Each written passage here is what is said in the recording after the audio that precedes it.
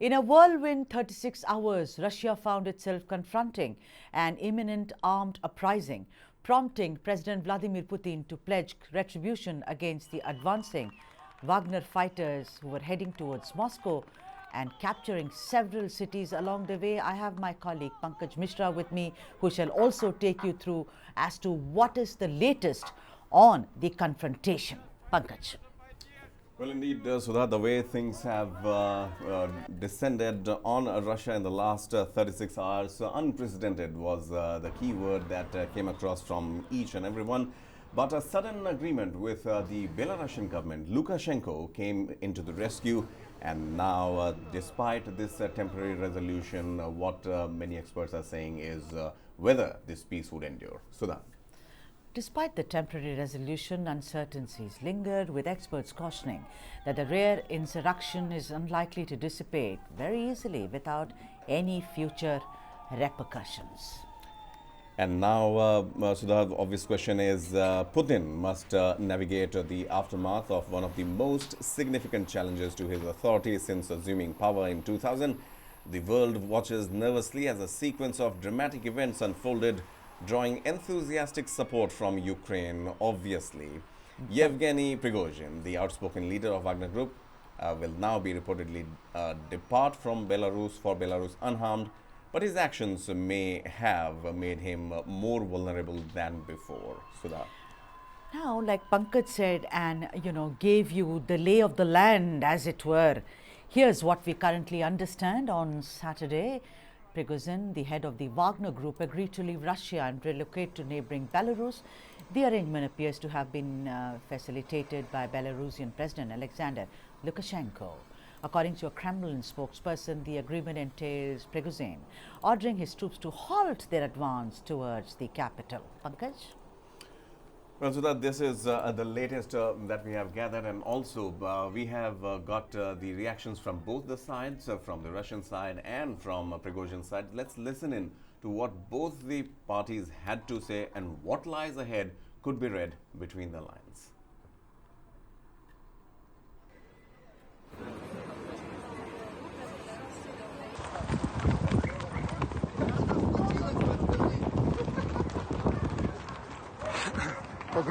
We just heard a loud bang near the headquarters of the military headquarters here in Rostov, and we heard screams for us to run away from this place as soon as possible. You can see a lot of people are running, but I guess we can slow down. Right now we got away. Where are you guys from? From Morocco. Morocco? Yeah. What do you think about everything? What's happening here? I don't know, it's something strange.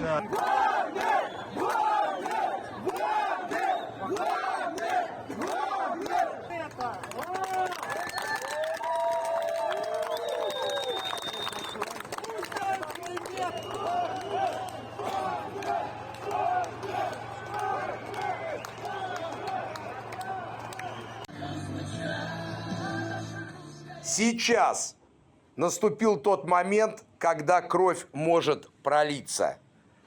Поэтому, понимая всю ответственность за то, что будет пролита русская кровь с одной из сторон, мы разворачиваем свои колонны и уходим в обратном направлении в полевые лагеря согласно плану. Была достигнута договоренность о том, что ЧВК «Вагнер» вернется в свои лагеря расположения. Часть из них, которые это пожелают, в дальнейшем подпишут контракты с Министерством обороны. Это касается той части, которая не приняла участие в этом походе. Что касается остальных бойцов, их никто не будет преследовать с учетом их заслуг на фронте. Мы всегда с уважением относились к их героическим поступкам на фронте и будем всегда это уважение хранить. Вы спросите меня, что будет лично с Пригожиным. уголовное дело будет прекращено в отношении него. И сам он уйдет в Беларусь. Была высшая цель избежать кровопролития, избежать конфронтации внутренней, избежать столкновений с непредсказуемыми результатами. И именно во имя этих целей были реализованы посреднические усилия Лукашенко, и президент Путин принял соответствующее решение. Эти вопросы входят в исключительную прерогативу и компетентность Верховного Главнокомандующего в соответствии с Конституцией Российской Федерации. Поэтому эти темы вряд ли могли обсуждаться в ходе упомянутых контактов. Ни в коем случае СВО продолжается. Наши бойцы на передней линии проявляют героизм. Они весьма эффективно и успешно отражают контрнаступление вооруженных сил Украины. И операция будет продолжаться. Вы наверняка спросите меня, почему именно президент Лукашенко. Дело в том, что Александр Григорьевич давно лично знаком с Пригожиным, около 20 лет. И это было его личное инициативное предложение, которое было согласовано с президентом Путиным. Even as Prigozhin and his mercenary army or militia is retreating and perhaps taking refuge in Belarus even as we speak, or maybe backroom parleys are going on, the most important question at this time is, which I'm sure all of you are thinking, is, has Putin come out stronger or weaker? Is he still the man he was before these 36 hours, or his position has rather been kind of diluted? Let me introduce the guest today to join us, Ambassador Skand Rajan Tayal, who's former diplomat, and Major General retired Sudhakarji, VSM, defense and geopolitics expert. A very, very warm welcome to both of you. Ambassador Tayal, everybody and anybody is only thinking about these nail-biting confrontation between the Wagner militia and Putin. Has he come out stronger? Has he shown resilience? Or he's actually backed off with a little help from his friends? I think President Vladimir Putin has come out weaker. If we look at these, both Defense Minister Sergei Shoigu as well as Yevgeny Prigozhin are actually creations of Vladimir Putin. Shoigu has been defense minister since 2012, 11 years.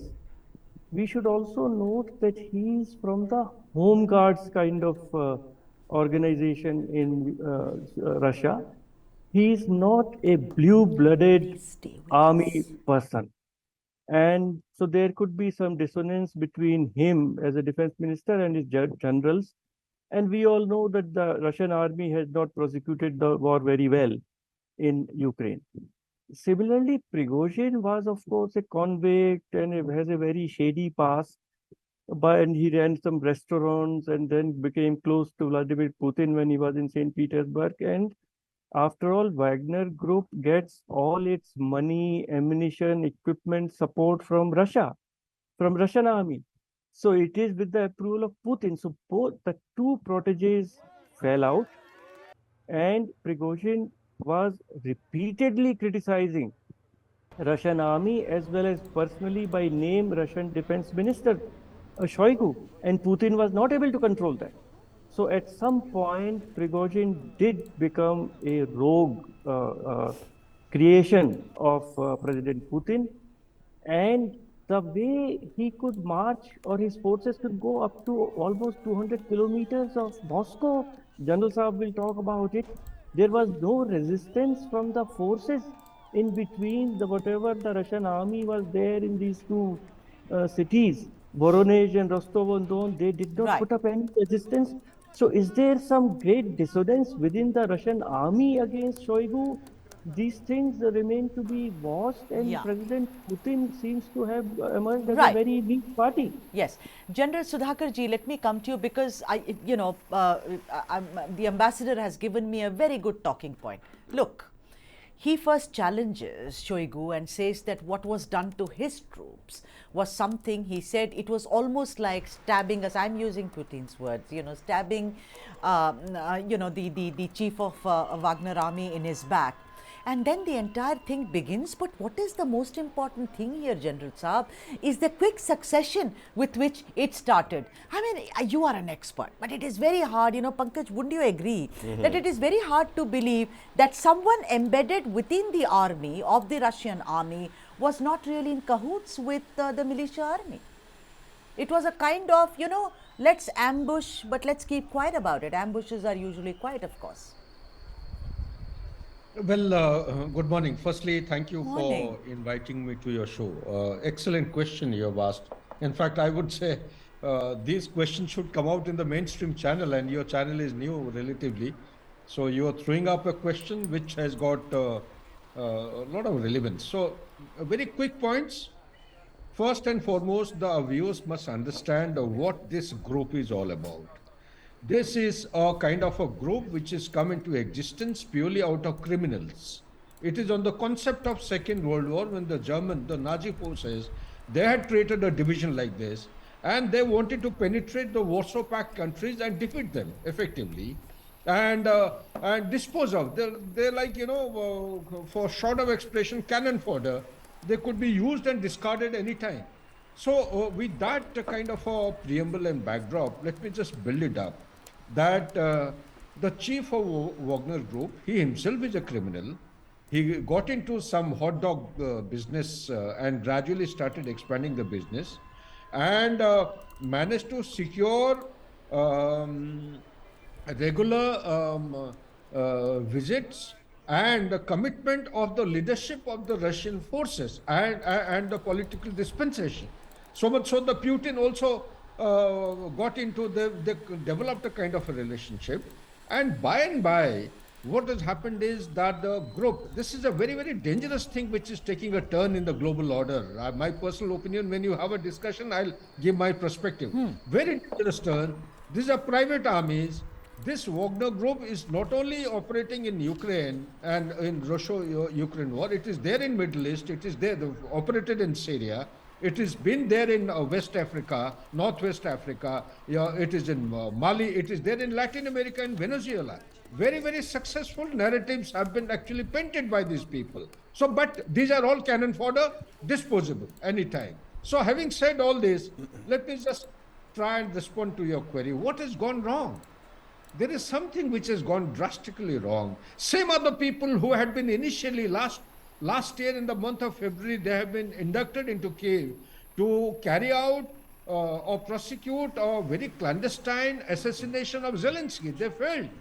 They came back and they had nothing to actually, share a success story to the Russian partners. So when they came back unsuccessful, they applied themselves at different places. They operated along the eastern flank of Ukraine, and particularly the Bakhmut battle. Bakhmut battle has actually lasted for more than 6 months, or maybe 6.5 or 7 odd months. But what is actually not coming out in the media is that the Russian forces being conscripts, lack of training of the soldiers, the new soldiers are coming in, old soldiers are going out very fast, lack of continuity. They have the state-of-the-art technology available, they have the rocket forces, they have the missile technology. Air Force is non-operational to large an extent. I would say drone warfare is playing a very active role.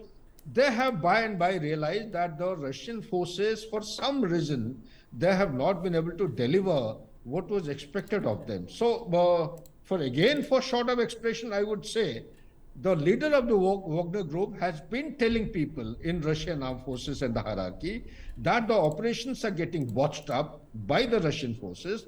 They could have executed or prosecuted the offensive against the Ukraine in a much more effective manner. So therefore, this particular point which he is sharing is not being heard by people who matter. They said he is trying to create a rift and schism within the Russian forces, and thus, since he has not been, he has taken up a kind of a rebellious movement and want to mutiny against the government of Russia and heading towards Russia, like the ambassador very rightly brought out. It's a distance of 1100 kilometers from Rostov. Rostov is a major communication center.